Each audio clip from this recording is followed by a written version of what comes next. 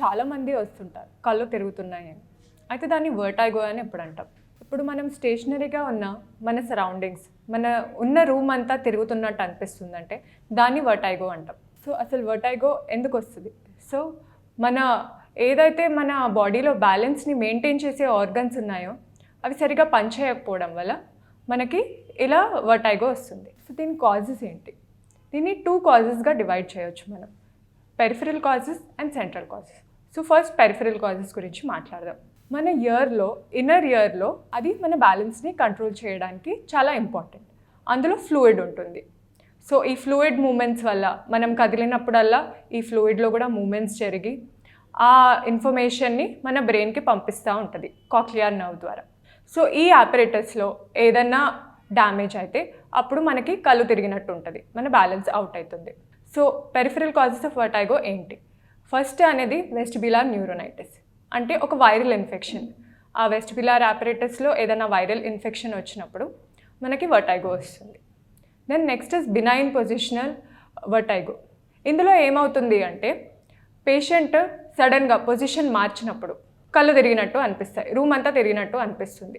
But it is very short lasting, 1 minute లోపే తగ్గిపోతుంది.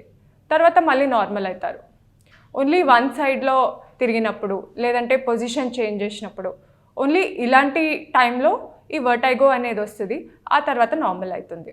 And next cause ఏంటంటే Meniere's disease. ఇందులో ఏంటంటే వర్టైగోతో పాటు మనకి చెవులో ఫుల్ ఉండడం, ఆరల్ ఫుల్నెస్ అంటాము, అండ్ ఆల్సో హియరింగ్ సరిగా ఉండకపోవడం, ఇవన్నీ మినియర్స్ డిసీజ్ యొక్క లక్షణాలు. తర్వాత దీనికి ట్రీట్మెంట్ ఏంటి? ఇప్పుడు వెస్టిబ్యులార్ న్యూరోనైటిస్ అయితే it is a self limiting disorder అండి. Only supportive treatment vestibular suppressants ఇస్తాం. తర్వాత బినైన్ పొజిషనల్ వర్టిగోకి కొన్ని ప్రక్రియలు ఉంటాయి, రీపొజిషనింగ్ మాన్యువర్స్ అంటాం. సో ఏమవుతుందంటే ఆ ఇన్నర్ ఇయర్లో ఫ్లూయిడ్ ఉంటుంది కదా, అందులో కొన్నిసార్లు కాల్షియం డిపాజిట్స్ అవుతాయి. ఆ డిపాజిట్స్ వెళ్ళి మన నర్వ్స్ని స్టిమ్యులేట్ చేయడం వల్ల బ్రెయిన్కి రాంగ్ ఇన్ఫర్మేషన్ వెళ్ళి కళ్ళు తిరిగినట్టు, రూమ్ తిరిగినట్టు అనిపిస్తుంది. దానికి రీపొజిషనింగ్ మాన్యువర్స్ చేస్తే అది పూర్తిగా తగ్గిపోతుంది, even without any medications. Next Meniere's disease కూడా it is self limiting and supportive treatment వాడతాం. తర్వాత నెక్స్ట్ అనేది సెంట్రల్ కాజెస్. సెంట్రల్ కాజెస్ ఎప్పుడు వస్తాయంటే మన బ్రెయిన్లో ఏదైతే బ్యాలెన్స్ సెంటర్ ఉందో అందులో డ్యామేజ్ అయితే, ఆ డ్యామేజ్ అనేది వేరియస్ కాజెస్ వల్ల అవ్వచ్చు. మోస్ట్ కామన్ కాజ్ ఏంటంటే స్ట్రోక్ కానీ, అక్కడ ఏమన్నా ట్యూమర్స్ ఉండడం వల్ల కానీ, లేకపోతే డీమైలినేషన్, అక్కడ ఏదైనా ఇన్ఫెక్షన్, ఇన్ఫ్లమేషన్ ఆ బ్యాలెన్స్ సెంటర్స్లో అయితే మనకి ఇవి central causes of vertigo. So ఇది ఎందుకు ఇంపార్టెంట్ అంటే ఒకవేళ స్ట్రోక్ అనుకోండి, మీరు వెంటనే డాక్టర్ దగ్గర వస్తే ఇమీడియట్గా విదిన్ 3 to 4.5 hours వస్తే, ఒకవేళ if it is a stroke ఇమీడియట్గా థ్రాంబోలైసిస్ అని ఒక ఇంజెక్షన్ ఇస్తాము, అది క్లాట్ని కరిగించడానికి. సో వెంటనే మీకు రిలీఫ్ ఉంటుంది. అండ్ అలాంగ్ విత్ దిస్ అసలు స్ట్రోక్స్ ఎందుకు వస్తాయనేది మనందరికీ తెలిసిందే. సో బీపీ, షుగర్, కొలెస్ట్రాల్ ఎక్కువ ఉండడం వల్ల.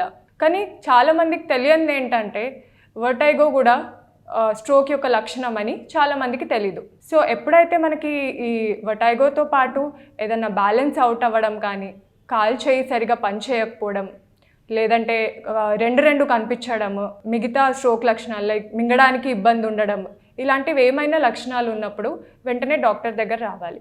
తర్వాత లాంగ్ టర్మ్లో ఈ వర్టైగో అనేది తగ్గించడానికి వెస్టిబ్యులార్ రీహాబిలిటేషన్ ఎక్సర్సైజెస్ కూడా ఉంటాయి. సో అవి మన బ్యాలెన్స్ మెయింటైన్ చేయడానికి ఎక్సర్సైజెస్ నేర్పిస్తారు అండ్ మనకి సిమ్టమాటిక్ ఇంప్రూవ్మెంట్ ఉంటుంది. సో ఎప్పుడైనా వర్టైగో ఉన్నప్పుడు it could be both due to a central or a peripheral cause. And చాలామందికి అవేర్నెస్ ఉండదు సెంట్రల్ కాజెస్ వల్ల కూడా, ఇది స్ట్రోక్ వల్ల కూడా ఉండొచ్చు అని.